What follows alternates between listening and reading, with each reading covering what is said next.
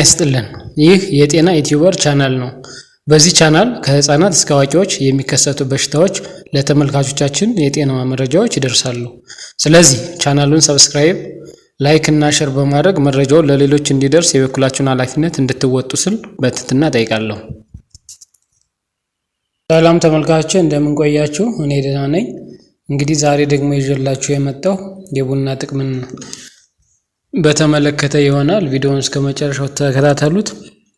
ሰብስክራይብ ያላደረጋችሁ ሰብስክራይብ በማድረግ ላይክ፣ ሼር በማድረግ ለወዳጅ ለዘመድ እንድታጋሩ ስል በትህትና እጠይቃለሁ።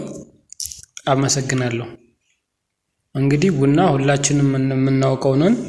የቡና የጤና ጥቅሞች ንቁ መሆን ብቻ አይደለም፣ ሊያስገርሙ የሚችሉ በርካታ የጤና ጥቅሞች አሉት።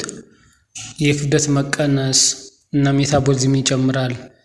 የአእምሮ ንቃትና የግንዛቤ ተግባር፣ አንቲኦክሲደንትስ እና በሽታ መከላከል፣ የጉበት ጤናን በመጠበቅ ጉልህ አስተዋጽኦ አለው። ስለዚህ አሁን የጠቀስናቸውን አንድ ባንድ የምናይ ይሆናል። የክብደት መቀነስና ሜታቦሊዝምን ይጨምራል ስንል ካፊን እንግዲህ ቡና ካፊን የሚባል ንጥረ ነገር አለው። ካፊን የሜታቦሊክ ፍጥነትን ያሻሽላል። ክብደትን መቀነስ፣ ስብን በማቃጠልና የምግብ ፍላጎትን በማፈን በእነዚህ ተጽዕኖዎች ምክንያት ቡና ጠጪዎች ጤናማ ክብደትን ለመጠበቅ ቀላል ሊሆኑ ይችላሉ ማለት ነው። ክብደትን ይቀንሳል ማለት ነው። የአእምሮ ንቃትና የግንዛቤ ተግባር፣ ካፊን ትኩረትን እና አእምሮዊ ንቃትን ሊያሻሽል የሚችል ማዕከላዊ የነርቭ ስርዓት አነቃቂ ነው። የቡና ዘውትሮ መጠጣት እንደ አልዛይመር፣ ፓርኪንሰንስ ያሉ የነርቭ ዲጀነሬቲቭ በሽታዎችን የመጋለጥ እድላቸውን ዝቅተኛ ያደርጋል ማለት ነው። ስለዚህ የአእምሮ ንቃትን በመጨመር የግንዛቤ ተግባርን ይጨምራል ማለት ነው። አንቲኦክሲደንትስ እና በሽታ መከላከል፣ ቡና በጸረ ሙቀት አማቂዎች የበለጸገ ነው። ነፃ ራዲካርዲያል እና ኦክሲዴቲቭ ውጥረትን ይዋጋል።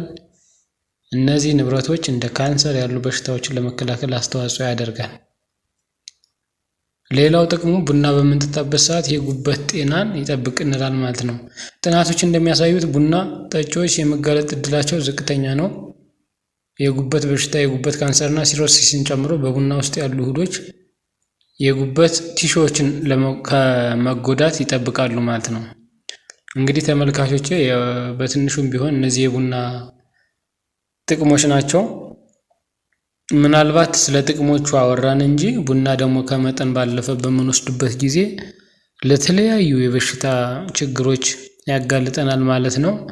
እንግዲህ ቡና በምንጠጣበት ሰዓት ምን የጤና መታወክ ወይም የጤና ቀውስን ያመጣል የሚለውን በሌላ ጊዜ ይዤላችሁ እመጣለሁ።